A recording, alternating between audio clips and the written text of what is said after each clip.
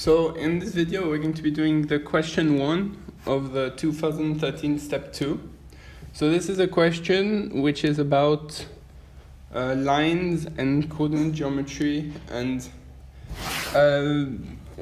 trying to see properties using small sketches, which is quite a useful thing. So in part 1, we're told to find the value of m for which the line y equals mx touches the curve ln x. Okay, so touches, therefore, is a tangent. Tangent, we think gradient. So the first thing we're going to do is we're going to say that the derivative of ln x, so if f of x equals ln x, then the derivative of f is 1 over x. Okay, so if we do now a little sketch to try and visualize what we're trying to show. So a graph of ln x is something like this. And we're told that we want to find a point, for example this one, where here we have, let's say we have, let's call this point A. So we have, so x-axis A, ln A, so this y point is ln A, and our line, which touches this point, has gradient 1 over A. Okay. So we have a line, which is y equals 1 over A x plus c. And this line passes through points A and ln A. Well, passes through the point A ln A. So we have ln A is equal to 1, oh, sorry, no, I made a mistake. There's no plus C, that's the point of the question. So 1 over A, ln A equals 1 over A times A. So ln A equals 1, so if we take the exponential of both sides, we get that A equals the E exponential. Okay, so A equals E. E is like 2.7-ish. So we have our value of A. So now let's just answer the question. So our line is y equals 1 over E x. And so m equals 1 over E. Okay, so nice. First part done. Now we're told if instead the line intersects the curve when x equals a and x equals b, where a is less than b, show that a to the power of b equals b to the power of a. Okay. So again, we're going to do a little sketch to try and visualize what they're saying.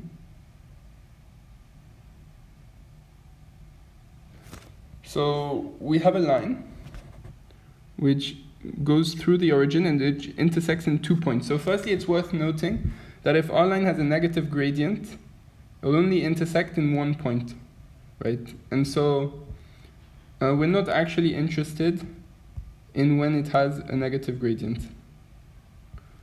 So now when it has a positive gradient,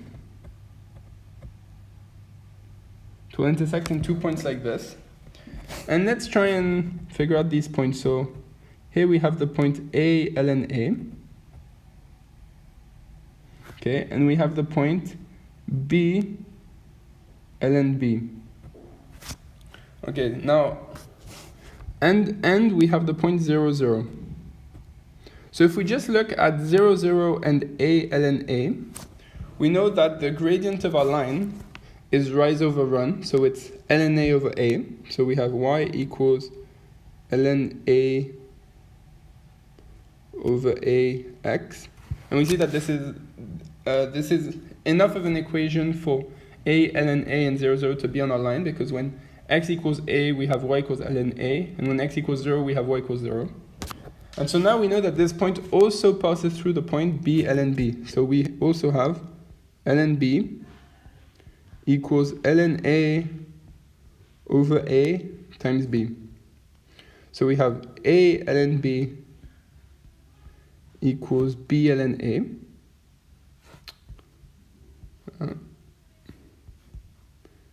equals b ln a. Now if we use log rules, we know that this means that ln of b to the power of a equals ln of a to the power of b. And if we take the exponential of both sides, we have b to the power of a equals a to the power of b. Okay, nice. So this is the property that they wanted us to show.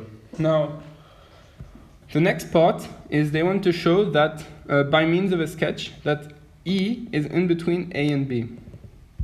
So let's go back to, if we go back to our sketch, so we identified that our gradient would be positive, so we can now just do it like this. So we have a line, ln x does like this. Let's draw, maybe in red, we have the tangent to the line. So here, this point is E. Okay, and now we want to see what happens. So if we make the gradient steeper, our line will have no points of intersection. And if we make our gradient shallower, our line will intersect once before E and once after E. Because, well, firstly, it will intersect once before E because the tangent was the most shallow line where it touched. So if it becomes a little bit more shallow, it will touch before E. And then it will intersect after E because our line of ln x, its gradient tends towards 0. So at one point, it will intersect back with our line. And so we see that we have A, B, E. And so we have, indeed, that A is less than E is less than B. I think that's what they wanted to show. Yes. Okay, so that's it. We've done part 1. So now we can look at part 2. So part 2, we have the line y equals mx plus c, where c is greater than 0, intersects the curve ln x, so same curve, at p and q, where p is less than q. And we want to show by means of a sketch or otherwise that p to the power of q is greater than q to the power of p. Okay, so let's look at this.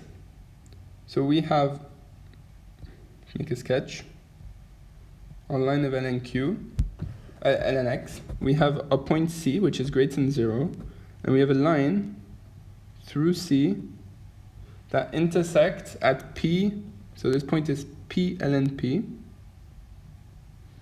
and this point is Q ln Q.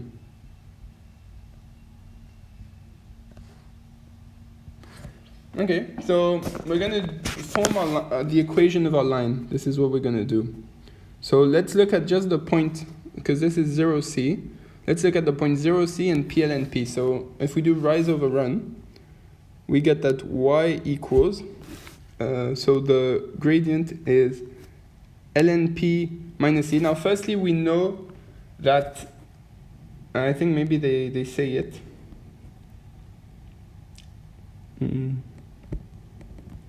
No, they don't say it, but we know that C is going to be less than ln P, because if C is equal to ln P, then we would just have a straight line, which would only intersect once. And if C is less than ln P, it would also only intersect once, for the reason explained above, because the gradient of our line would be negative, and the gradient of ln x is always positive. And so we would only have one point of intersection. So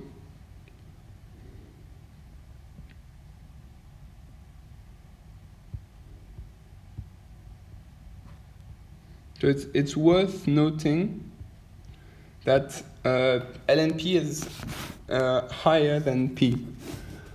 So okay, so our gradient of our line is ln P, so rise over run. Run is just P minus 0 times x. And then we know that it intersects in C. So plus C. So there we go, that's the gradient of our line. We can check that it works. If we plug x equals 0, we get y equals c, and if we put x equals p, we get y equals ln p. So okay, and now we know that this line passes through the point q ln q. So we have ln q is equal to ln p minus c over p times q plus c. Okay, so if I take a bit of space at the bottom. So if we rearrange, so we multiply by p, we have p ln q is equal to q ln p minus qc plus pc. So we use log rules. Ln q to the power of p is equal to ln p to the power of q, and then plus c times p minus q. Okay, and now we're going to look at this term here. So we know that c is greater than 0, and we know that q is greater than p, and therefore p minus q is less than 0. Therefore, c times p minus q is less than 0. So we can rewrite our equation as ln qp equals ln p to the q minus some constant, we can say alpha. Okay, and because we have this constant, they just want us to form an inequality. So we know that if we remove the alpha, we know that q to the power of p, well, that's less or equal to, well, less because they're not less because c is greater than 0 and p minus q is greater than 0, otherwise it would be a tangent. So is less than ln of p to the q, and therefore q to the power of p is less than p to the power of q by taking logarithm exponentials of both sides. Okay, so I think that answers part 2. So we didn't use a sketch, but we just reused the technique we used in part 1 to answer part 2. Now, show by means of a sketch that the straight line through points p ln p and q ln q, where p and q are greater than e and q is greater than p, intersects the y-axis at a positive value of y. Okay. So this we show by means of a sketch. So let's make a sketch. Again, we're going to only focus on the positive y-axis.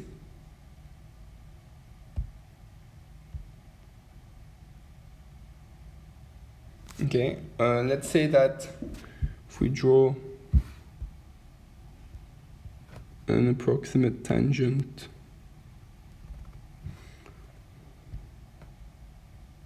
so this is our point E.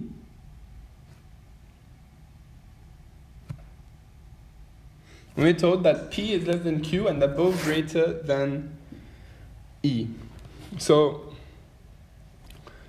first thing that comes to mind is, let's say that P is equal to E and Q is greater. So when P is equal to E and Q is greater, we know that our line will look something like this, for example. And so, but especially our gradient of this line will always be shallower than the gradient of the red line, because the gradient of the red line is the tangent and it never intersects. So if it intersects, then it means it's a bit shallower. And so we have a line that's more shallow and passes through the same point, and therefore will have a positive y-intersect. So this is the first case. So when P is equal to E. Now let's say we make P bigger than E. And again, we will consider the tangent through P. So if we consider the tangent through P, there we go. We know that this tangent through P, because it's a tangent with a shallower gradient than E. We know that it will intersect it's a tangent with a shallower gradient than E, and the section before E, so the section of the graph E equals ln x, so this curved area has an increasing gradient, and therefore we know that our tangent will intersect the y-axis above 0, so have a positive intersect. Okay, and we can quite easily prove this algebraically. We just say that, well, we know that our line has gradient 1 over p, passes through p, and then we can show that c, if c is less than 0, there's a problem. That's quite easy to show. And so now we've established that the tangent will have an intersect above 0.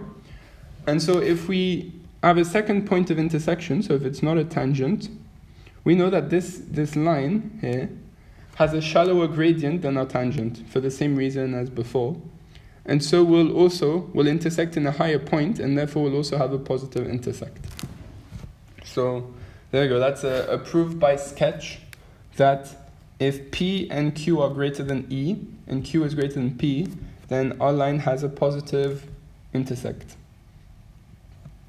So the last part of part 3 is they ask us a kind of funny question: which is greater, pi to the e or e to the pi? So seems a little bit random, but what we're going to do, we're going to use what we showed in the previous question in part 2. We showed that if we had a straight line that passes through P and Q, intersects the curve with ln x, and we showed that P to the power of Q is greater than Q to the power of P. So let's try and apply this. So here's our graph of E equals ln x, and we know that E is less than pi, because E is 2.7 and pi is 3.1. So if we have E, which is here, pi, which is here, so, and if we look at the line, trace the line, we're now in the scenario of part 2. We have a line y equals mx plus c, where c is greater than 0. This is exactly what we have. And we know that this line has c is greater than 0 because of what we explained above, that when p is equal to e and q is greater than e, the line will have a positive intersect. And a line intersects the curve y equals ln x when x equals p and x equals q. So in our case, it's when x equals e and x equals pi, where e is less than pi. This is true. And we showed that p to the power of q, so e to the power of pi, is greater than pi to the power of e.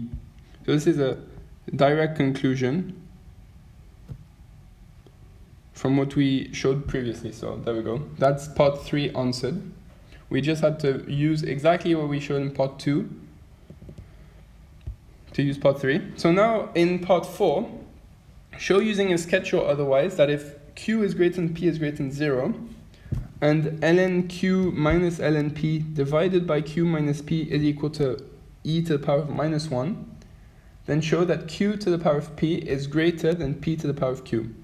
Now, this question seems difficult, but the trick in this question is realizing what the condition ln q minus ln p divided by q minus p equals e to the power of minus 1 means.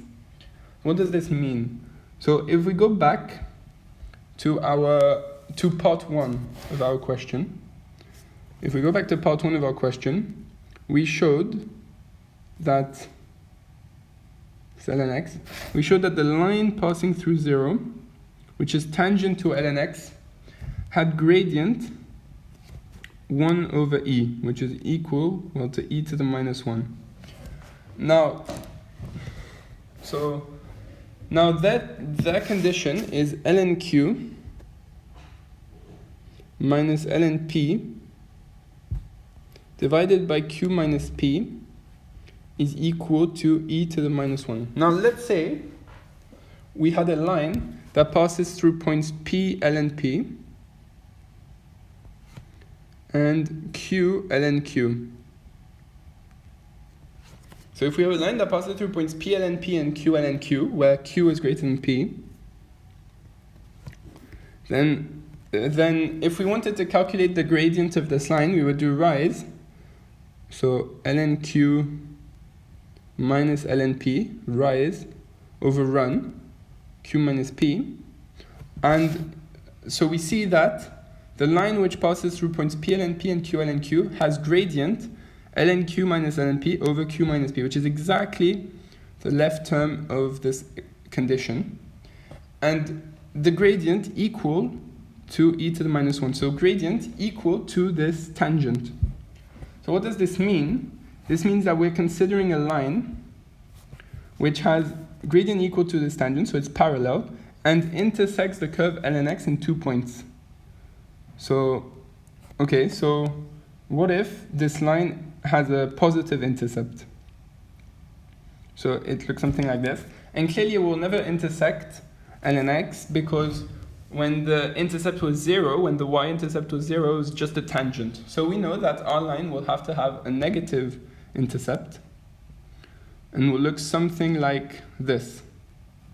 And so this second red line, so if I remove the first red line, the second red line satisfies all our conditions. We have here we have a value of P, which is greater than 0. We have a value of Q, which is greater than 0. We have Q greater than P. We have that this gradient is equal to e to the power of minus 1. And so if we go back to part 2, we found an equation for such a line. We said that a line was equal to y equals ln P minus C over P plus C. So this is still true with this red line. This red line has equation y equals ln P minus P over minus C over P times x plus C. The only difference now is that C is less than 0 because of what we explained above. So we need to keep in mind C is less than 0. Now if we remember, when we substituted in Q, ln, and Q, we got the property. We got ln Q to the power of P is equal to ln P to the power of Q plus C times P minus Q. So we got this equation here. And then we evaluated the constant term C times P minus Q. So we're going to do the same thing now. Except now it's a bit different because C is less than 0. So C is less than 0. P minus Q is less than 0. And therefore C times P minus Q, that's greater than 0. So we can rewrite our equation as ln Q to the power of P equals ln P to the power of Q plus a constant, alpha. And because it's plus a constant alpha, when we remove the constant, we form the inequality ln Q to the power of P is greater than ln P to the power of Q. And therefore, by taking the exponentials of both sides, we get that Q to the power of P is greater than P to the power of Q. And this is what they wanted us to show. Q to the power of P is greater than P to the power of Q.